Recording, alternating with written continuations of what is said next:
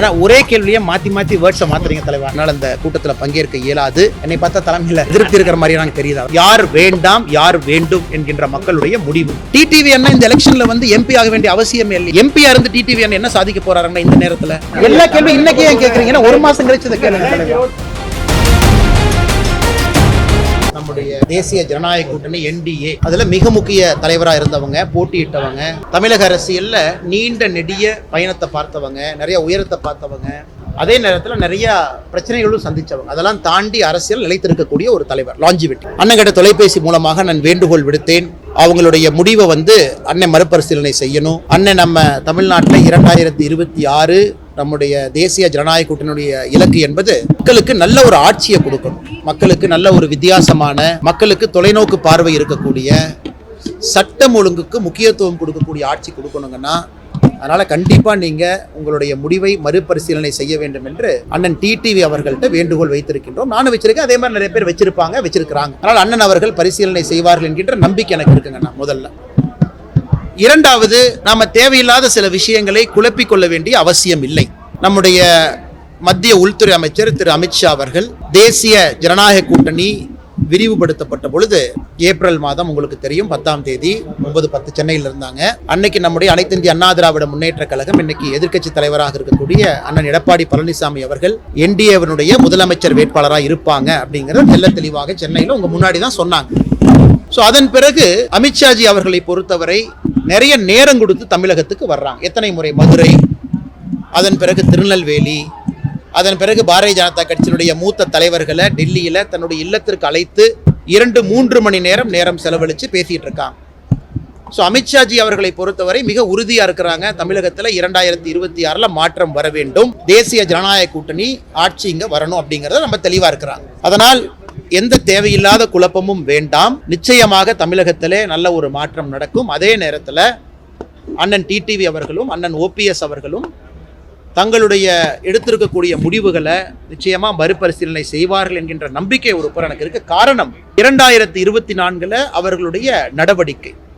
TTV அண்ணா எந்த சீட்டுமே வேண்டான்னு கூட்டணிக்கு வந்தாங்க. நம்மளே கூட்டணியில் இருக்கும்போது கட்சிகள் டிமாண்ட் பண்ணுவாங்க, சீட்டு கேட்பாங்க. எதுவும் இல்லாம வந்தவங்க அண்ணன் முன்னாள் முதலமைச்சர் அண்ணன் O பன்னீர்செல்வம் அவர்கள் ஒரு சாதாரண அரசியல்வாதி கிடையாது.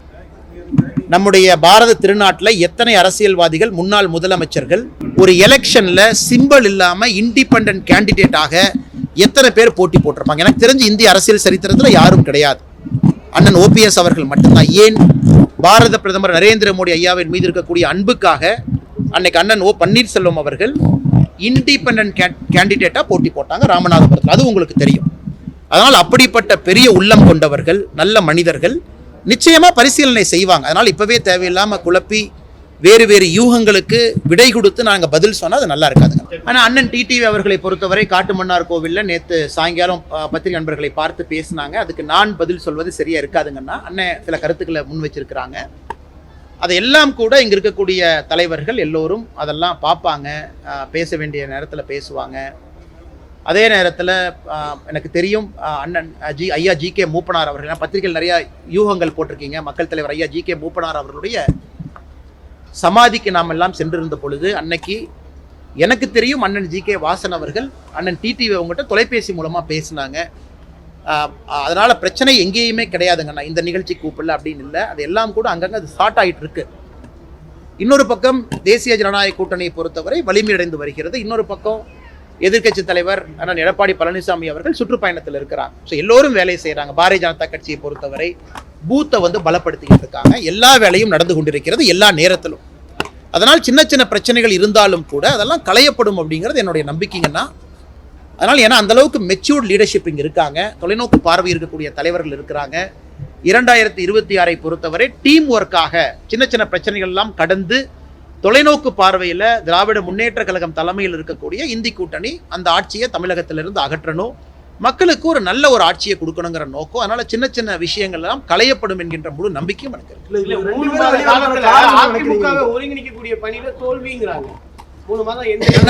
நான் அதுக்குள்ள நான் போக விரும்பலைங்கன்னா நம்ம ஒருதலை பட்சமா நான் பேச விரும்பல.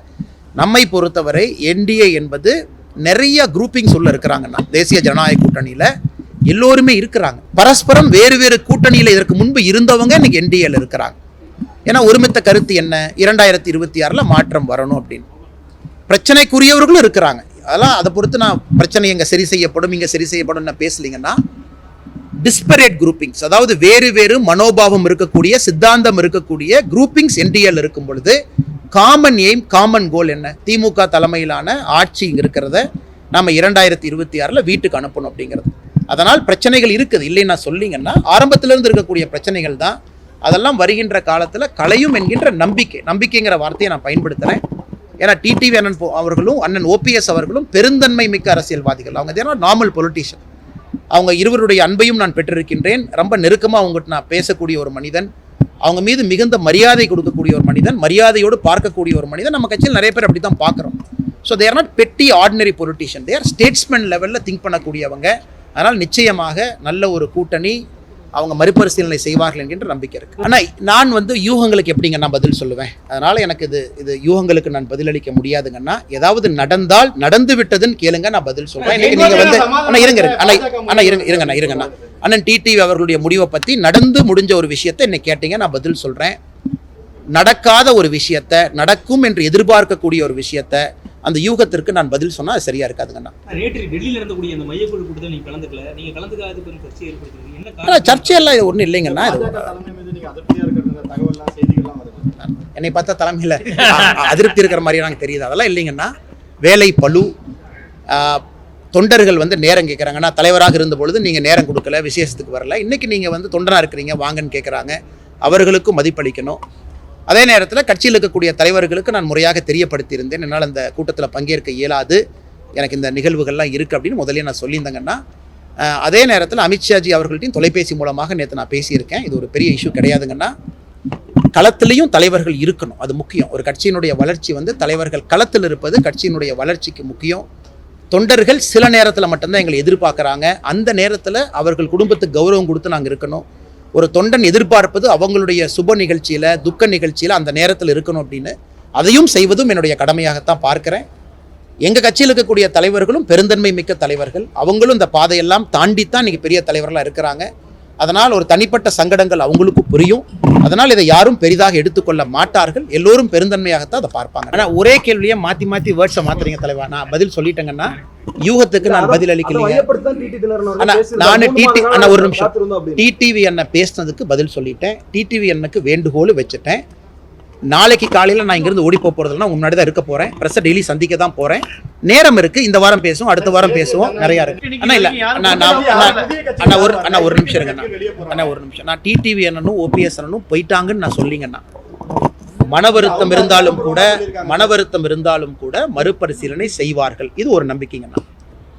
இரண்டாவது, traction in the ground, narrative, யார் வேண்டாம் யார் வேண்டும் என்கின்ற மக்களுடைய முடிவு. இதன் அடிப்படையில் சொல்கிறேன், எலெக்ஷனுக்கு இன்னும் ரொம்ப நாள் இருக்குது, ரொம்ப தூரம் இருக்குது, எல்லாம் சரியாக இருக்கும், நீங்கள் கவலைப்படாதீங்க. வேறங்கண்ணா அண்ணா நான் தான் சொல்லிட்டேங்கண்ணா. அண்ணா யூகங்களுக்கும் நடக்காத ஒரு விஷயங்களுக்கும் நான் பதில் சொன்னால் சரியா இருக்காதுங்கண்ணா. நடந்த விஷயத்தை கேளுங்க, நான் பதில் சொல்றேன். அண்ணா ஒரு நிமிஷங்கண்ணா. 2026 விஜய் அவங்க தாக்கத்தை ஏற்படுத்துவாங்களான்னு கேட்டீங்கன்னா ஏற்படுத்துவாங்க, எந்த மாற்று கருத்து இல்லை. ஏன்னா தமிழ்நாட்டை பொறுத்தவரை புதியவர்களுக்கு எப்பொழுதுமே வாய்ப்பு கொடுக்கக்கூடிய ஒரு இடம். மாற்றம் வேண்டும் என்று 10% வாக்காளர்கள் எப்பொழுதுமே மாற்றத்திற்காக வாக்களிக்கக்கூடிய வாக்காளர்கள் இங்கே இருக்கிறாங்க. மாற்றத்தை யார் பேசினாலும் கூட வாக்காளர்கள் மரியாதை கொடுப்பாங்க. ஸோ அந்த பாயிண்ட்ல உங்களுக்கும் எனக்கும் டிபேட் இல்லைங்கண்ணா. நான் சொல்வது, யார் ஆட்சி அமைக்க போறாங்க, தாக்கத்தை ஏற்படுத்துவது வேறு, ஆட்சி அமைக்க போவது வேறு, இரண்டுக்கும் வித்தியாசம் இருக்கு. விஜய் அவர்களை பொறுத்தவரை ஏற்கனவே நான் சொன்னதுதான், பெரிய நடிகராக இருக்கிறாங்க, பெரிய ஒரு மாஸ் ஃபேன் பேஸ் இருக்கக்கூடிய ஒரு நடிகர். அதே நேரத்தில் உச்சத்திலிருந்து விட்டு நான் இதுக்கு வரணும் அப்படின்னு நினைச்சு வந்திருக்கிறாங்கன்னு அவங்களே சொல்றாங்க. தாக்கம் ஏற்படுத்துவாங்களா? கண்டிப்பா ஏற்படுத்துவாங்க. என்னுடைய நம்பிக்கை, தேசிய ஜனநாயக கூட்டணி நாங்கள் ஆட்சி அமைப்போம் என்பது என்னுடைய தொடர் நம்பிக்கை. தொடர்ந்து அதை பிரதிபலித்துக் கொண்டு வருகின்றன. ஒரு விஷயம் நம்ம புரிஞ்சுக்கணுங்கண்ணே, தே ஆர் ரெஸ்பெக்டபிள் மெம்பர்ஸுங்கண்ணா. தனிப்பட்ட முறையில் நட்பு இருக்கு, தனிப்பட்ட முறையில் இத்தனை ஆண்டு காலம் நம்மோடு பயணம் செய்திருக்கின்றார்கள், பிரச்சனையை சந்திச்சு பயணம் பண்ணியிருக்காங்க. ஒரு முன்னாள் முதலமைச்சர் அவர்கள், நான் அன்ரெகனைஸ்டு சிம்பிள்ல போய் நிக்கிறேன்னா அதுக்கு எவ்வளவு பெரிய ஒரு மனசு வேணுங்கண்ணா. எத்தனை பேர் அதை செய்வாங்க? செஞ்சாரு. டிடிவி அண்ணா இந்த எலெக்ஷன்ல எம்பி ஆக வேண்டிய அவசியமே இல்லையா, அவரே போய் நின்னார். என்ன காரணம்? தேசிய ஜனநாயக கூட்டணி பலமா இருக்கணும், பாரத பிரதமர் நரேந்திர மோடி அவருடைய கரத்தை வலுப்படுத்தணும். அதனால் இருவரும் பெரிய மனிதர்கள். விமர்சனம் வைக்கிறவங்க 10,000 வச்சுட்டு போலாங்கண்ணா.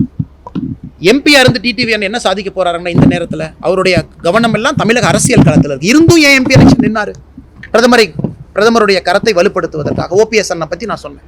அதனால் இருவரும் மீது மிகப்பெரிய மரியாதை நான் வைத்திருக்கின்றேன், மிகப்பெரிய கௌரவம் வச்சிருக்கிறோம், நம்ம கட்சி வச்சிருக்கு. அதனால் நிச்சயமாக அவர்கள் மறுபரிசீலனை செய்வாங்க, பேசுவாங்கன்னா காலம் இருக்கு, நேரம் இருக்கு. எல்லா கேள்விகளுக்கும் இன்னைக்கே விடை கிடையாதுங்கண்ணா. நானும் சாதாரண ஒரு மனிதன் தான். அதனால் நண்பர்கள் நீங்க கேட்கக்கூடிய எல்லா கேள்விகளும் எனக்கு விடை இல்லை. இன்னைக்கு ஒரு எதிர்பார்ப்போடு உங்க முன்னாடி பேசுறேன். இன்னும் ஒரு வாரம் 10 நாள் கழிச்சு திரும்ப கேளுங்க, 15 நாள் கழிச்சு கேளுங்க. ஏன்னா தலைவா இன்னும் 7-8 மாசம் இருக்கு எலெக்ஷனுக்கு. ஒரு மாசம் கழிச்சு இதே கேள்வியை கேளுங்க, 2 மாசம் கழிச்சு கேளுங்க. இன்னைக்கு நீங்க கேட்ட கேள்விக்கு அந்த பதில் சொல்லிடலாம். எல்லா கேள்வி இன்னைக்கு ஏன் கேக்குறீங்கன்னா ஒரு மாசம் கழிச்சு இதை கேளுங்க. அண்ணா நான் யூகத்திற்கு பதிலளிக்க விரும்பலீங்கன்னா இன்னைக்கு பிரச்சனைக்கு இன்னைக்கு பதில் கொடுத்திருக்கேன், பொறுத்திருப்போம். ஒரு வாரம் கழிச்சு மறுபடியும் பேசுவாங்க. அம்மா சசிகலா அம்மா அவர்கள் ஒரு முக்கியமான தலைவர் தமிழக அரசியல்ல. அவருக்குன்னு ஒரு பெரிய தாக்கம் இருக்கு, அவங்க பேசியிருக்கிறாங்க. அதனால இப்போதைக்கு அதை பத்தி நான் கருத்து சொல்வது சரியா இருக்காதுங்கன்னா பொறுத்திருங்கள், காலம் வரும் வரை காத்திருங்க. நான் என் கருத்து இங்க சொல்றதுக்கான இடம் கிடையாதுங்கன்னா. கட்சி இருக்கு, கட்சியினுடைய தலைவர்கள் இருக்கிறாங்க, அவங்க பேசுவாங்க. எனக்கு ஒரு சாதாரண தொண்டனா உங்கள்கிட்ட பேசிட்டு இருக்கேன், என் கருத்தை நான் முன் வச்சேன். அண்ணே ஒரு நிமிஷங்க அண்ணன் முதல்ல சந்திக்கட்டும், நீங்க அண்ணங்கிட்ட கேள்வி கேளுங்க, செங்கோட்டை என்ன பதில் சொல்லட்டும், பதில் சொன்னதுக்கு அப்புறம் கேள்வி கேளுங்க, பதில் சொல்றேங்கண்ணா. நடக்காத ஒரு செய்தியாளர் சந்திப்புக்கு இன்னைக்கே பதில் சொல்லுங்கன்னா எப்படிங்கண்ணா நான் சொல்ல முடியும்? ஏன்னா முத்துசாமி என்ன இங்க இருந்தா நாங்க போனாருன்னா அவர் என்ன நீங்க முத்துசாமி என்ன அந்த ஆள் பிடிக்கிற வேலையை முதல்ல விட்டுறணுங்கண்ணா. நான் அன்னைக்கு அண்ணன் முத்துசாமி அவர்கள் மீது பெரிய மரியாதை வைத்திருக்கக்கூடிய மனிதன் நான். மாற்றுக் கட்சியில் இருந்தாலும் கூட ஒரு ஜென்டில்மேன் அரசியல்வாதி, நல்ல அரசியல்வாதி. அவருக்கு எதுக்கு இந்த வயசுல ஆள் பிடிக்கிற வேலை?